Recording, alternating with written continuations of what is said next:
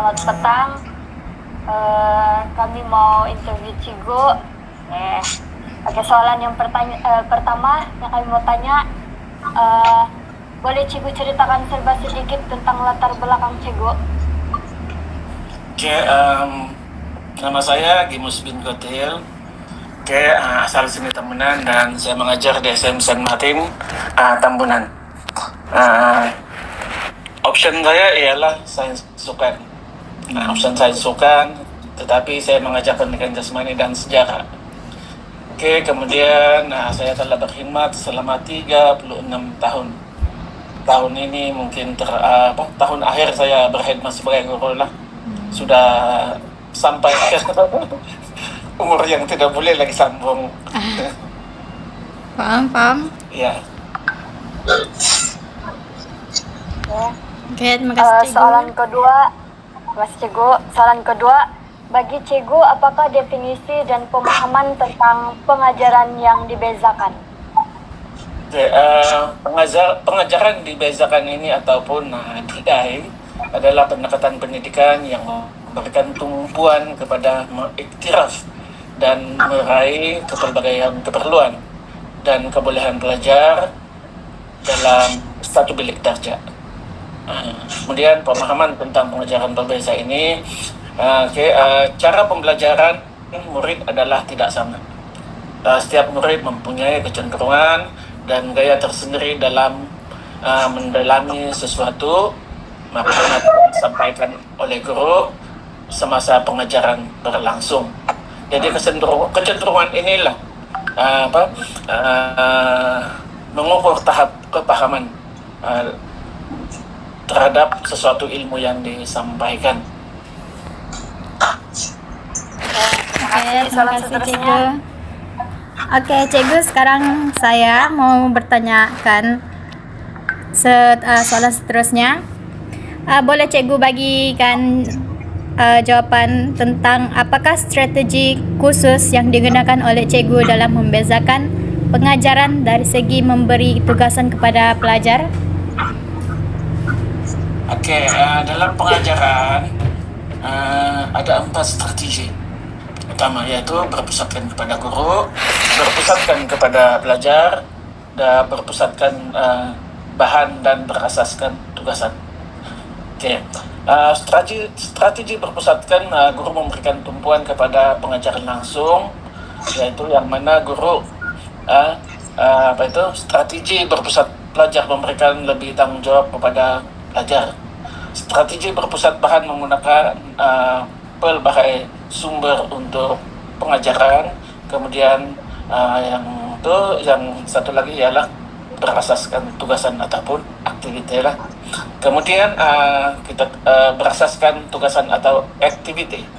Ini bermaksud melibatkan pelajar dalam aktiviti dan tugasan dan memberikan peluang kepada pelajar untuk melatih dan mengaplikasikan apa yang telah dipelajari.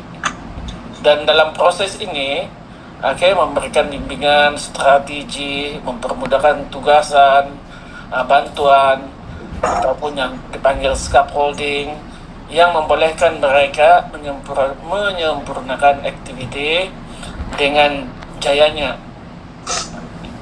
Jadi antara aktiviti yang dipilih haruslah berfokus kepada matlamat utama topik yang ingin diajar.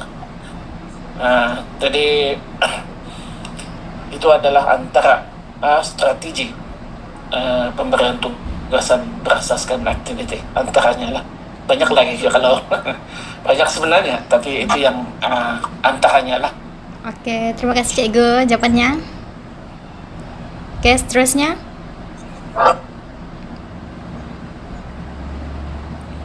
Soalan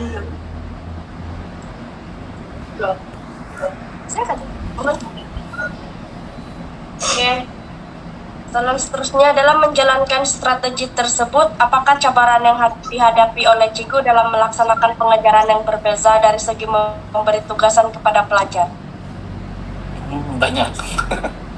Kita belum kebolehan pelajar ini berbeza-beza dalam satu kelas. Jadi secara literalnya cabaran membawa maksud sesuatu atau hal yang perkara yang menguji kemampuan serta ketabahan seseorang yang ada kaitan dengan sebuah organisasi, contohnya dalam pendidikan lah. Kemudian dalam konteks perguruan, profesi menjadi guru perlu menyahut cabaran untuk melihat keupayaan guru dalam melaksanakan tugasannya, bukan sahaja dalam bilik kerja, tetapi di luar bilik kerja. Jadi, jadi pendekatan pembelajaran berbeza ini merupakan salah satu strategi yang dicadangkan oleh Kementerian Pendidikan untuk mengatasi masalah keciciran, jurang pencapaian murid di sekolah. Itu antaranya lah. Jadi faktor masa juga merupakan cabaran yang terbesar dihadapi oleh guru dengan diikuti jumlah murid yang ramai. Jurang tahap penguasaan murid yang berbeza juga antara faktor penyumbang kepada cabaran ini. Begitu juga dengan kekurangan bahan yang sesuai. Itu aja kecil. Boleh saya ulang Cikgu poin yang saya dapat? Oke. Yang saya dapat pencapaian setiap murid, sebab yang saya paham ada murid yang mungkin cepat tangkap ataupun lambat sedikit tangkap, faktor masa, jumlah murid dan kekurangan bahan. Iya, antara faktornya ialah yang pertama ialah perbezaan tahap pelajar di dalam satu kelas itu berbeza-beza, dia punya pengetahuan, latar belakang dia, budaya dia. Kemudian itu salah satu faktor yang menyebabkan yang merupakan cabaran. Kemudian yang seterusnya ialah faktor masa, bahan. Itu juga adalah penyumbang kepada cabaran yang dihadapi guru untuk melaksanakan pengajaran berbeza ini dari kepada pelajar. Contohnya kalau kita berikan tugasan kepada pelajar ini, mungkin pelajar ini tinggal di tempat yang tercapai internet, ada bakalan elektrik, sebagainya. Salah satu penyumbang cabaran untuk melaksanakan pengajaran ini. Terima kasih Cikgu atas jawaban yang cukup detail. Dan seterusnya.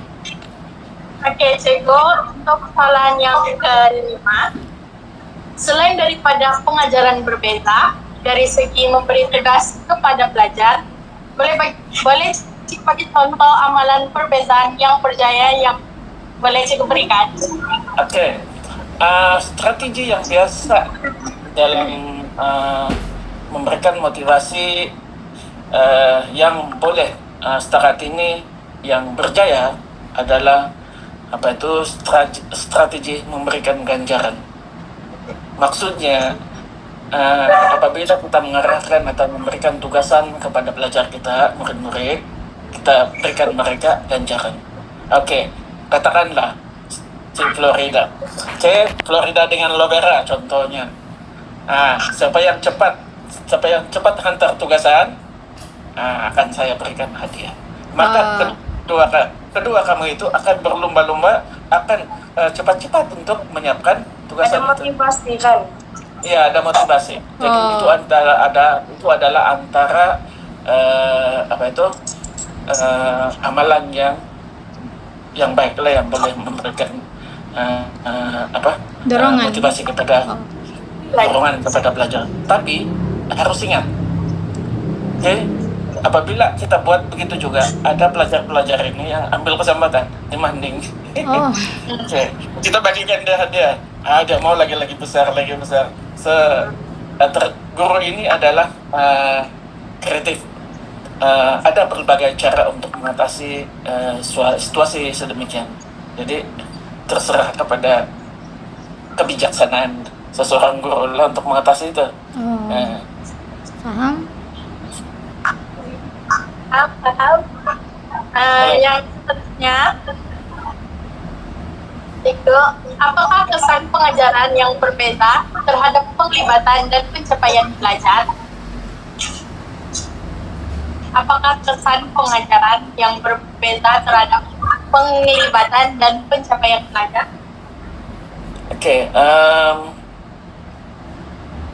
kesan pengajaran yang berbeza. Oke, kita saja maklum bahwa perkembangan dunia pendidikan masa kini, menyadarkan kita keterbezaan yang dimiliki oleh setiap anak didik. Bukan mudah untuk menerapkan satu agenda dengan satu cara yang sama saja, tetapi kepelbagaian itu boleh mendorong untuk mereka suntikan motivasi dan sebagainya. Justru bagi merealisasikan tidak dapat sobat. Hasrat ini untuk mengutuhkan generasi yang akan datang, kita telah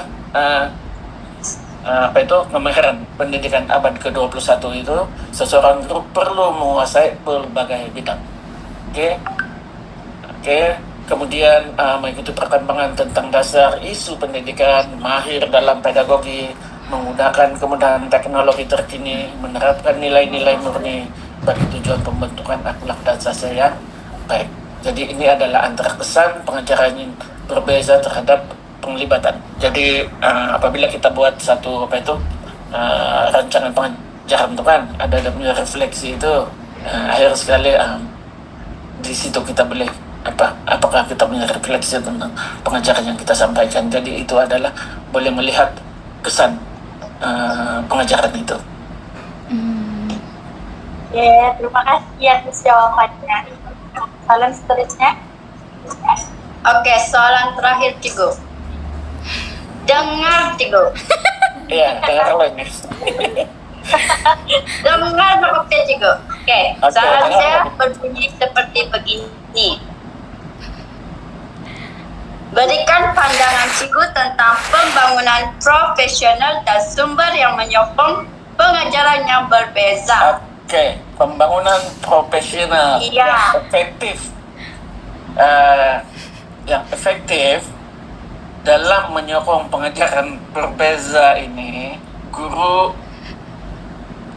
harus banyak penglibatan, aktif, fokus kepada kandungan pengajaran, tempo masa, penglibatan secara kolektif dan reka bentuk yang paharan. Oleh itu untuk menetapkan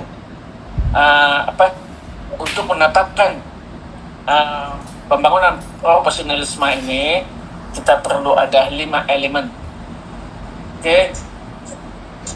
Yaitu guru mesti aktif di dalam kelas, pembelajaran aktif di luar kelas, fokus kepada kandungan pengajaran. Nah, ini boleh memacu kepada menyokong pengajaran berbeza ini. Sebab kita sadar maklum bahwa pengajaran berbeza ini adalah tertumpu kepada kemahiran untuk satu kaidah pengajaran di dalam kelas yang mempunyai pelajar murid-murid yang berbeza pengetahuan, budaya dan sebagainya. Jadi sebagai seorang guru untuk meningkatkan dan profesionalisme keguruan ini juga harus kreatif mencari pengetahuan baru dan harus menghadiri kursus dan apa saja lah yang dianjurkan oleh kementerian. Oke, ngam Cikgu. Terima kasih Cikgu. Jawaban yang mantap.